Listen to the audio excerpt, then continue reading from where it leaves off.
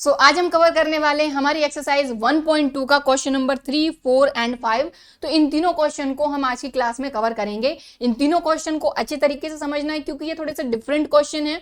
बाकी जो types of function है यानी जिस पर बेस्ड आपकी एक्सरसाइज 1.2 है उसका इंट्रोडक्शन अगर आपने नहीं देखा है तो ऑब्वियसली ये क्वेश्चन आपको समझ में नहीं आएंगे, क्योंकि टाइप्स ऑफ फंक्शन यानी 1 फंक्शन, ऑन 2 फंक्शन ये क्या होते हैं। ठीक है, ये चीज आपको क्लियर होना चाहिए, क्योंकि अगर यही चीज क्लियर नहीं होगी तो क्वेश्चन नहीं बनेंगे। साथ ही इससे पिछले वीडियो में क्वेश्चन नंबर 1 एंड 2 हमने कंप्लीट किया, तो वो देखो बेसिक से क्वेश्चन है।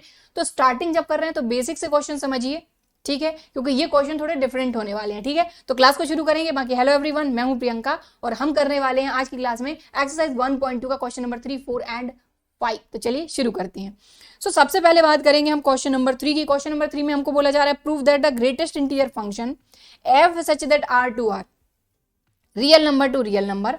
मतलब कि देखो डोमेन भी रियल नंबर है, कोडोमेन भी रियल नंबर, अलग अलग नहीं है, तो कोई टेंशन है ही नहीं। ठीक है, यानी कि शो करने में कोई दिक्कत नहीं है। Given by this is neither 1 nor onto where this denotes greatest integer less than और इक्वल टू। ठीक है, तो ग्रेटेस्ट इंटीजर फंक्शन क्या होता है एक बार और थोड़ा सा यहाँ पर समझ लीजिए कि ये ग्रेटेस्ट इंटीजर फंक्शन है। अब यहाँ पर इसमें होता क्या है एक्चुअल में, इसमें क्या होता है कि ये हमेशा आउटपुट में एक इंटीजर वैल्यू ही देता है। ठीक है, कैसे? मान लो हमने x की जगह पे हम चले 1 से लेके 1 से लेके 2 तक, तो 1 के बाद 1.1, 1.2, 1.3 एंड सो ऑन 1.9 और ये 2। तो आप अगर देखोगे यहाँ पर अगर इस x की जगह पे अगर आप 1 रखोगे तब भी आपको 1 मिलेगा, 1.1 रखोगे तब भी 1 मिलेगा, 1.2 रखोगे तब भी 1 मिलेगा। कहने का मतलब यहां से लेके 1.9 तक के लिए ये जो है ये आपको 1 ही देगा। ठीक, इसके बाद अगर आप x की जो वैल्यू है ये 2 से लेके 2.9 तक कुछ भी रखते हो तो ये जो है ये आपको जो है ये 2 ही देगा। तो आई होप बात समझ में आ गई होगी। अब आप खुद ही समझिए कि इन सारी वैल्यू x की वैल्यू के लिए जो आउटपुट है वो आपको एक ही वैल्यू मिल रही है। तो आप समझ ही गए होंगे कि ये फंक्शन तो वैसे भी 1 है ही नहीं, मैनी 1 है। 1 नहीं है मतलब मैनी 1। तो इसी से आप समझ गए कि x की इतनी सारी वैल्यू के लिए आपको आउटपुट यानी फंक्शन की एक ही वैल्यू मिल रही है ये। तो ये फंक्शन क्या हो गया? 1 नहीं है मतलब मैनी 1 है। ठीक है, ऑन टू की अगर अपन बात करें तो देखो ये तो चलो ठीक है, आपको ग्रेटेस्ट इंटीजर फंक्शन समझ में आ गया। अब अपन चलते हैं मेन पर कि भाई हमको शो करना है कि फंक्शन 1 नहीं है, ऑन टू नहीं है, तो कैसे शो करोगे? तो देखो यहाँ पर सबसे पहले हमने तो लिख लिया फंक्शन। हमारा फंक्शन क्या है अपना? Real number to real number define है। और फंक्शन क्या है अपना? Greatest integer function. अब बस कहानी ये आ जाती है कि ये real number to real number define है, और रियल नंबर तो पूरी नंबर लाइन पर जितने पूरे नंबर हैं वो सभी रियल नंबर होते हैं। ठीक है, तो अब 1 की बात करते हैं सबसे पहले। ठीक है, तो ध्यान दीजिए इन तीनों क्वेश्चन को बहुत अच्छे से समझिएगा। ये डिफरेंट टाइप के क्वेश्चन है, इंपॉर्टेंट भी हैं और इनमें आपको कई नए कॉन्सेप्ट सीखने को भी मिलेंगे। तो 1 की बात कर रहे हैं तो यहाँ पर वही कहानी है लिखने की। For every x1, x2 belongs to domain. ठीक, if f of x1 equal to f of x2 implies that x1 equal to x2, तो आपका फंक्शन 1 हो जाएगा। ये हमने डेफिनेशन में ही पढ़ा था। ठीक है, अब अगर मान लो मैंने x1 ले लिया 1.2, x2 ले लिया मैंने 1.8। एग्जाम्पल से इसको समझाऊंगी क्योंकि ये थोड़ी सी टिपिकल टाइप की चीज़ है, ऐसे डायरेक्ट समझ में नहीं आएगी। तो मैंने x1 और x2 की दो अलग अलग वैल्यू ली, यहाँ से मैं f of x1 फाइंड करती हूँ। तो यहाँ पर क्या है? ये ग्रेटेस्ट इंटीजर फंक्शन है। इसमें अगर आपने 1.2 रखा तो आपको क्या मिलेगा? 1। समझे बात को? ठीक है, और यहाँ पर हम f of x2 फाइंड करते हैं तो यहाँ पर हमने 1.8 रखा तो आप देखेंगे कि यहाँ पर भी हमको मिलेगा 1। तो अब आपने यहाँ पर क्या देखा कि f of x1 की वैल्यू भी 1, f of x2 की वैल्यू भी 1। मतलब कि f of x1 equal to f of x2 तो आ रहा है, बट इससे आपको ये भी मिलना चाहिए तभी जाके फंक्शन 1 है। लेकिन आप यहाँ देख पा रहे हैं कि x1 और x2 दोनों अलग अलग वैल्यू हैं। ठीक है, तो यहाँ पर आप लिख दीजिएगा इस तरीके से कि here f of x1 equal to f of x2 implies that x1 is not equal to x2। चाहे तो यहाँ लिख दीजिए कि 1 equal to 1 implies that 1.2 is not equal to 1.8। ये ज़्यादा बेटर आपको समझ देगा, ठीक है, कि ये 1 नहीं है। क्यों नहीं है, समझ गए बात को। तो यहाँ पर हम लिख देंगे तो फंक्शन इज नॉट 1 ओके, समझ गए बात को। अब हम बात करते हैं ऑन टू की। थोड़ा सा फिगर से मैं दोनों चीजें आपको समझा देती हूँ, 1 और ऑन टू एक बार और अच्छे तरीके से। तो देखिए फंक्शन क्या है आपका, ये ग्रेटेस्ट इंटीजर फंक्शन, सारे के सारे रियल नंबर, तो हम कुछ ही वैल्यू लेते हैं।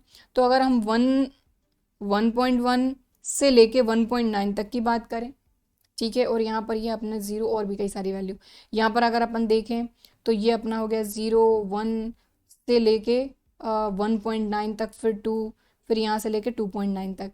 और ग्रेटेस्ट इंटीजर फंक्शन में हमने अभी देखा है कि 1 से लेके 1.9 तक के लिए आपको एक ही वैल्यू मिलेगी 1। तो ये मैनी 1 हो गया कि नहीं, ठीक है। और क्योंकि ये real number to real number define है, ध्यान दीजिए, तो रियल नंबर में सारे डेसिमल नंबर, सारे इंटीजर, सारे होल नंबर, सारे नेचुरल नंबर, सब कुछ आना है, ठीक है। तो real number to real number मतलब बहुत बड़ा सेट होता है यार रियल नंबर, ठीक है। तो वहां पर चीजें बहुत ध्यान से देखनी होती हैं, ठीक है। चलो, सो इतनी बात क्लियर हो गई। अब आप देखो कि 1 से लेके 1.9 तक इतनी सारी वैल्यू के लिए ये जो फंक्शन है ये आपको, एक मिनट,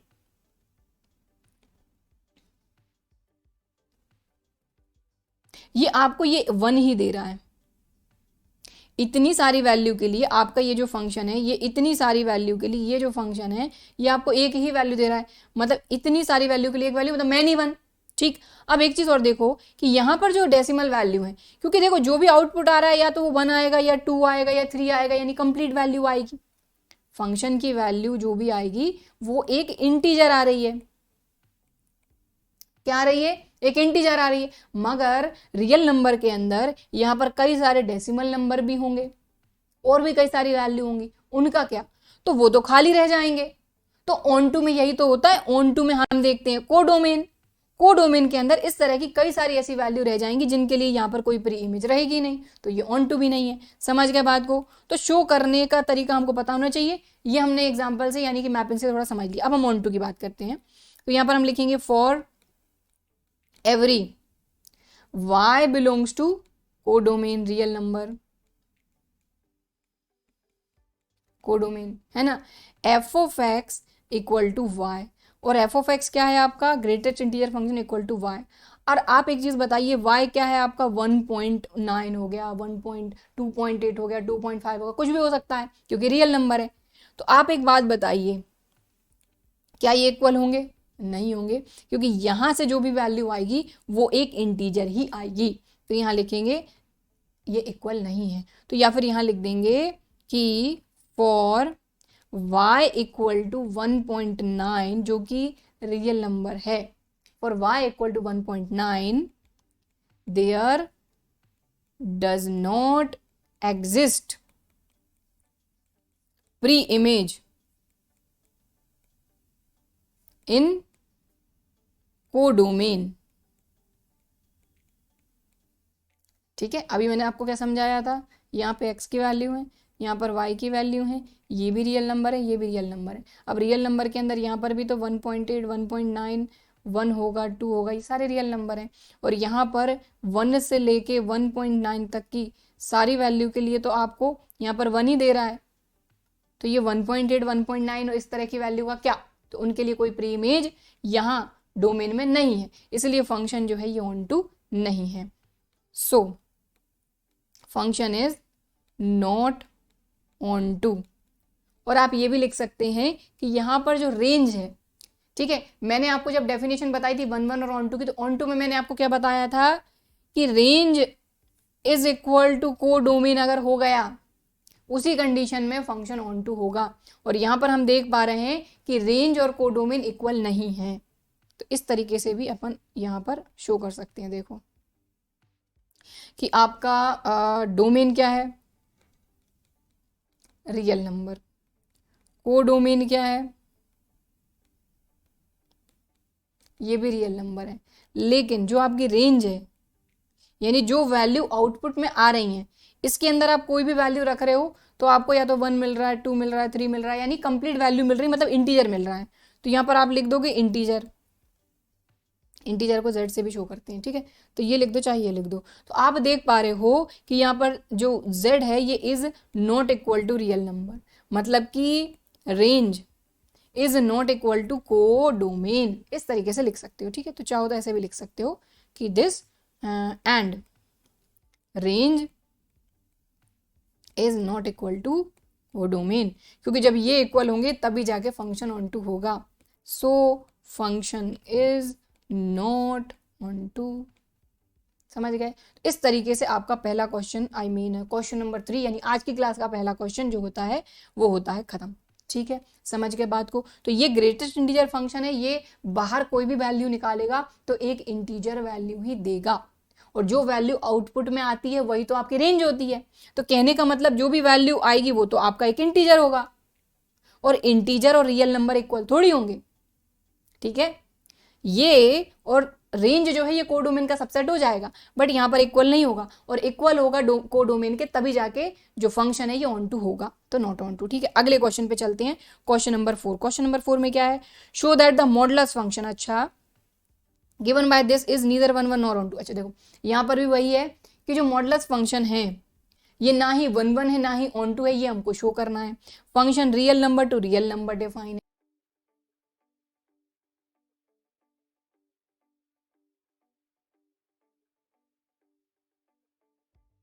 तो ये रही अपनी मॉडुलस फंक्शन की डेफिनेशन कि अगर x की वैल्यू जो है ये आपकी greater than and equal to 0, मतलब आप समझ रहे हो x की वैल्यू 0 और x की वैल्यू मतलब 0 से बड़ी रहे, ठीक है, 0 और 0 से बड़ी रहे, उसके लिए आपको x मिलेगा। तो यहीं से समझ में आ गया कि x की कितनी सारी वैल्यू के लिए आपको x मिल रहा है, मतलब मैनी 1 हुआ कि नहीं, और 0 से छोटी वैल्यू के लिए नेगेटिव x, तो मैनी 1 पहले हो गया। तो फंक्शन को देख के ही समझ जाना है, ठीक है। लेकिन समझ तो गए कि फंक्शन 1 1 नहीं है, ऑन टू नहीं है, लेकिन शो कैसे करोगे, तो शो करने का तरीका आपको आना चाहिए, ठीक है। तो वो मैं आपको सिखा ही रही हूँ ऑब्वियसली। चलो तो सबसे पहले बात करेंगे अपन 1 1 की।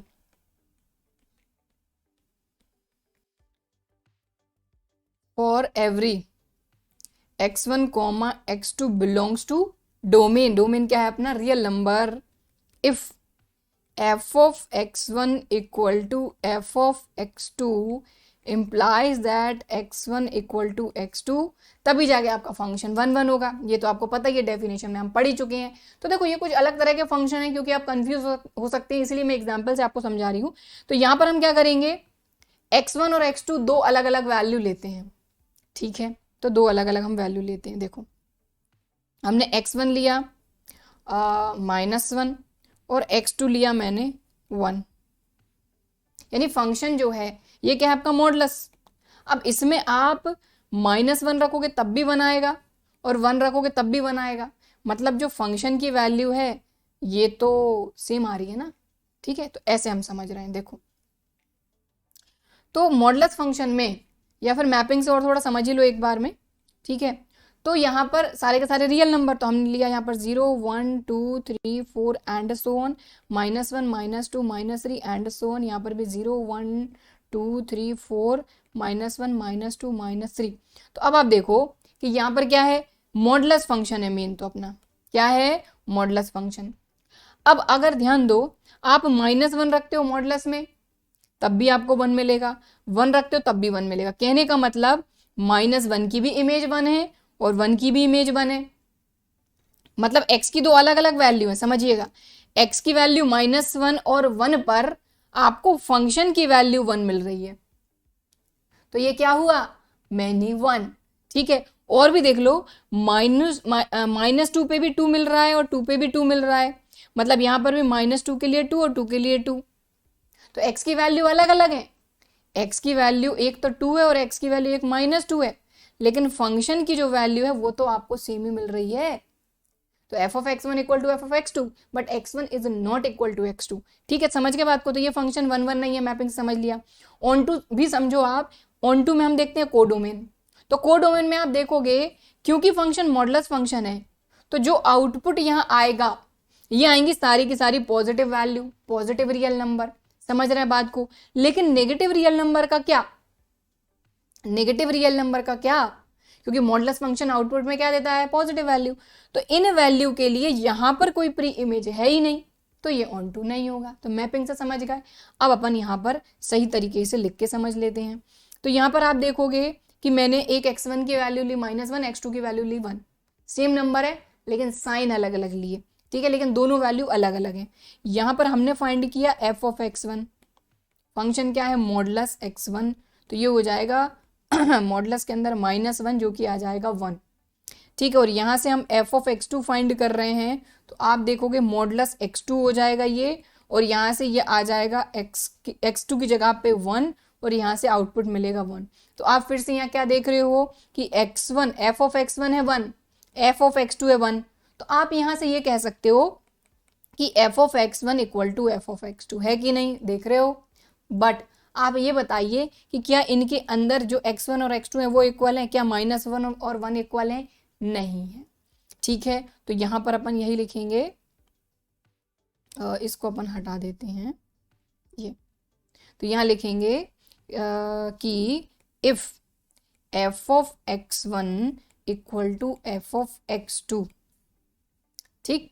और यहाँ पर हमने लिखा modulus x1 equal to modulus x2, लेकिन बाहर आके x1 is not equal to x2, क्योंकि आप देख रहे हैं -1 और 1 ये इक्वल नहीं है, x1 और x2 इक्वल नहीं है। लेकिन इन्हीं से अगर अपन फंक्शन की वैल्यू फाइंड कर रहे हैं ना, तो ये इक्वल आ रही है। मतलब f of x1 equal to f of x2 implies that x1 is not equal to x2, इसलिए फंक्शन 1 1 नहीं है।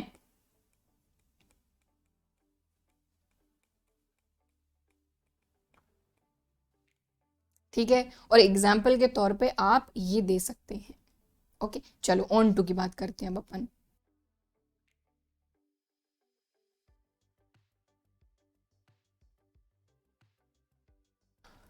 For every y belongs to real number, real number क्या है अपना, codomain, f of x equal to हमने लिया y। अब f of x क्या है अपना, modulus x equal to y। अब हमको ये चीज़ बहुत अच्छे तरीके से पता है कि x अपनी कुछ अलग अलग वैल्यू के लिए अलग अलग आउटपुट दे रहा है, ठीक है। अब अगर मैंने y की जगह पे कोई नेगेटिव वैल्यू ले ली, यहाँ -1 ले लिया, तो क्या ये इक्वल होंगे, ऑब्वियसली नहीं होंगे, क्योंकि मॉडुलस x जो है ये एक पॉजिटिव वैल्यू ही देता है। तो इसको अपन हटाते हैं। अपन यहाँ पर क्या लिखेंगे कि आपका डोमेन क्या है,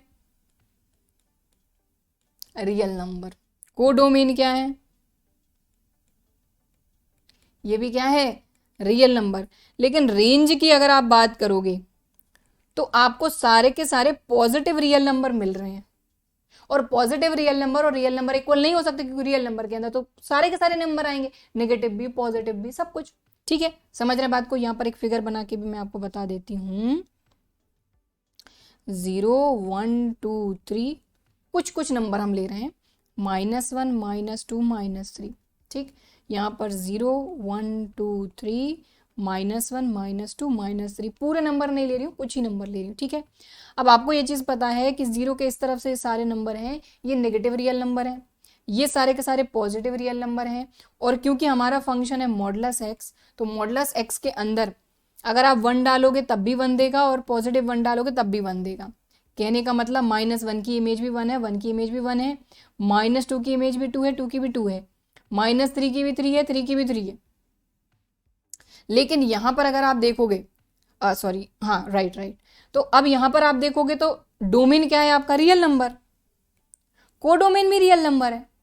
लेकिन अगर रेंज की बात करें तो रेंज तो वही होती है जो वैल्यू आउटपुट में मिलती है, और आउटपुट में आपको सारी की सारी पॉजिटिव वैल्यू मिल रही हैं, नेगेटिव वैल्यू आउटपुट में नहीं मिल रही, ठीक है। तो आपकी रेंज क्या हो गई, पॉजिटिव रियल नंबर,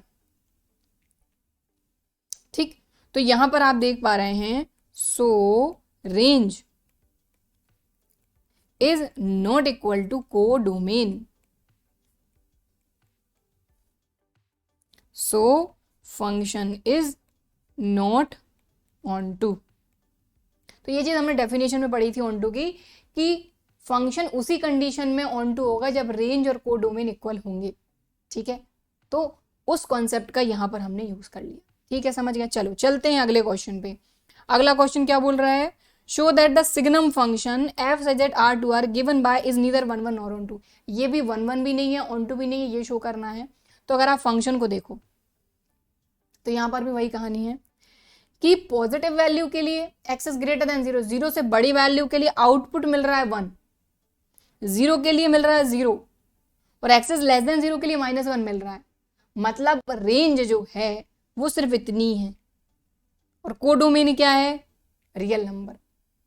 ठीक है, तो अगर कभी बहुत कम नंबर में आता है या फिर कुछ मल्टीपल चॉइस क्वेश्चन में आता है तो यहीं से आप देख के बोल दोगे कि ये ऑन टू नहीं है। रीजन क्या है कि ये रेंज है, ये कोडोमेन है, जो कि इक्वल नहीं है। बात समझ गए बस। और ये 1 1 भी नहीं है, मैनी 1 है, क्योंकि एक्स की इतनी सारी वैल्यू के लिए एक इमेज, एक्स की इतनी सारी वैल्यू के लिए एक इमेज, तो ये 1 1 भी नहीं है। ठीक, चलो सो समझते हैं इसको। तो अब ऑब्वियसली लिखना तो आना चाहिए अपने को, तो करते हैं इसको। तो 1 1 की बात करेंगे अपन। For every x1 comma x2 belongs to real number, ये क्या है अपना डोमेन। ठीक है, अब यहां पर if f of x1 equal to f of x2, तो ये इंप्लाई करना चाहिए x1 इक्वल टू x2, तभी 1 1 होगा। ठीक है, तो यहां पर हम क्या करते हैं, x is greater than and greater than 0 के लिए देखो 1, देखो ये दोनों तभी इक्वल होंगे या तो इनकी वैल्यू 1 हो, या तो इनकी वैल्यू 0 हो, या तो इनकी वैल्यू -1 हो, क्योंकि फंक्शन सिर्फ यही 3 वैल्यू दे रहा है। फंक्शन क्या है, या तो 1 है, या तो 0 है, या -1 है। फंक्शन की यही 3 वैल्यू हमारे पास हैं, 1 0 -1। तो ये तभी इक्वल होंगे या तो ये 1 हो जाए दोनों, या तो ये 0 हो जाए, या तो ये -1 इक्वल टू -1 हो जाए। ठीक है, तो हम 1 वाली कंडीशन या कोई इन तीनों में से कोई भी एक ले लो। तो मैंने यहां से उठाया, हमने एफ ऑफ एक्स की वैल्यू 1 ले ली, लेकिन ये 1 कब है, जब एक्स इज ग्रेटर देन 0। तो 0 से बड़ी वैल्यू 1 हो सकती है, 2 हो सकती है एक्स की। तो यहां से हम एक्स की 2 वैल्यू लेते हैं। हमने लिया let x1 equal to 1 and x2 equal to 2, दोनों ही क्या है, रियल नंबर। ठीक, अब यहां से f of x1 f of x2 find करते हैं। तो f ऑफ x1 फाइंड करो, तो f ऑफ x1 फाइंड करना है तो x इक्वल टू 1, यानी ये कहाँ आएगा, x इज ग्रेटर देन 0। देखो इस तरह के जो क्वेश्चन होते हैं ना यार, इनमें कुछ नहीं है, आप बस x की वैल्यू देख लो कि कहाँ से कहाँ तक। तो 0 से बड़ी, अब 0 से बड़ी वैल्यू कौन कौन सी है, 1 2 3। तो x की वैल्यू 1 2 3 अगर है, यानी और आगे 1 2 3 4 एंड सो ऑन तक के लिए फंक्शन 1 है, तो x की वैल्यू 1 के लिए क्या होगा, 1 होगा। तो ये फंक्शन की वैल्यू जो है ये आ गई 1, f ऑफ x1 की। And f of x2 find करेंगे, तो यहां पर भी x की वैल्यू 2 है, और 0 से बड़ी वैल्यू के लिए फंक्शन क्या है, 1 है, तो ये आ गया 1। अब यहां से आप एक चीज देखो कि f ऑफ x1 और f ऑफ x2 इक्वल है कि नहीं। f of x1 equal to f of x2 है कि नहीं, क्योंकि ये भी वैल्यू 1 है, ये भी वैल्यू 1 है। बट क्या 2 और 1 इक्वल है, नहीं है, मतलब कि x1 is not equal to x2, तो फंक्शन 1 1 नहीं है, बात खत्म। तो यहां लिखेंगे कि here f of x1 equal to f of x2 implies that x1 is not equal to x2. So function is not 1 1.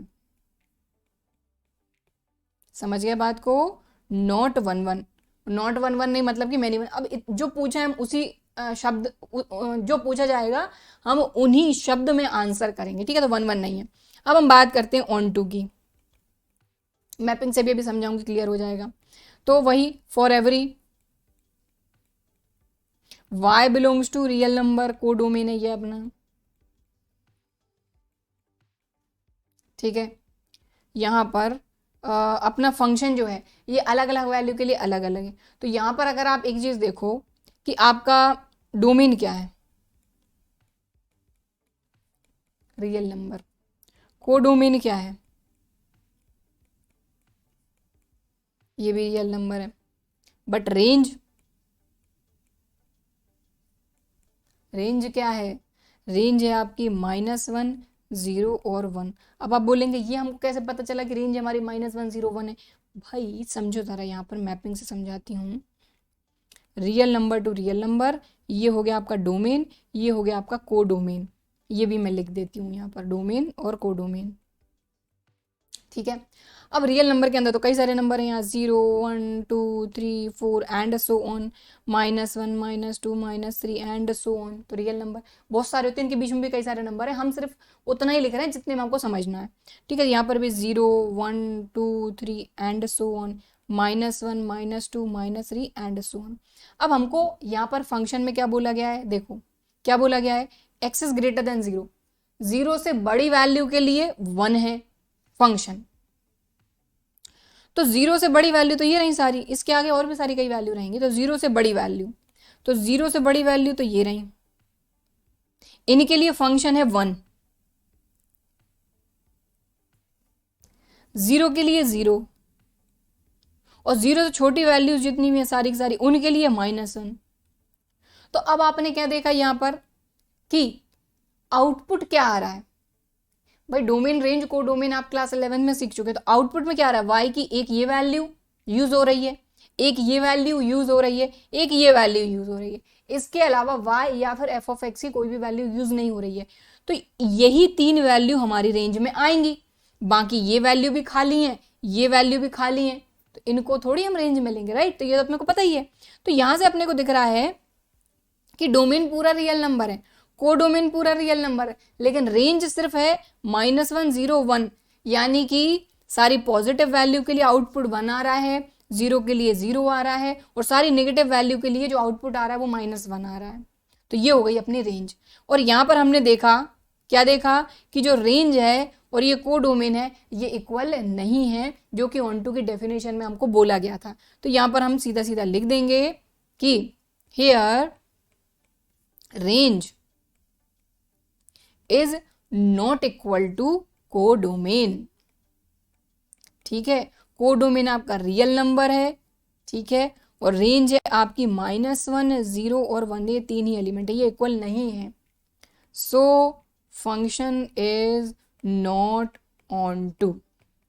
ठीक है, तो आई होप ये क्वेश्चन क्लियर तरीके से समझ में आ गया होगा। और ये तीनों क्वेश्चन ही थोड़े से डिफरेंट टाइप के क्वेश्चन थे। स्टार्टिंग के जो क्वेश्चन नंबर 1 और 2 थे वो थोड़े सिंपल से थे, लेकिन ऑब्वियसली स्टार्टिंग सिंपल क्वेश्चन से ही करनी चाहिए ताकि बेसिक जो कॉन्सेप्ट है वो आपको क्लियर हो सके। ठीक है, तो इस तरीके से क्वेश्चन नंबर 5 हमारा कंप्लीट होता है, और आज की क्लास में हमको क्वेश्चन करना था क्वेश्चन नंबर 3, 4 एंड 5। इसके साथ ही ये तीनों क्वेश्चन होते हैं खत्म। ठीक है, और आज की क्लास भी खत्म। सो आई होप कि वीडियो पसंद आया होगा, तीनों क्वेश्चन समझ में आए होंगे, और ऑब्वियसली अगर यहाँ तक वीडियो देखा है तो पसंद ही आ रहा होगा। सो वीडियो को लाइक ज़रूर करिए अगर आपको वीडियो पसंद आया है, शेयर ज़रूर करिए, और अगर अभी तक सब्सक्राइब नहीं किया है चैनल को तो सब्सक्राइब करके बेल आइकन को ज़रूर क्लिक कर लीजिएगा ताकि नोटिफिकेशन आपके पास आ जाए। ठीक है, तो चलिए फिर मिलते हैं अगले वीडियो में, तब तक के लिए बाय एंड थैंक यू।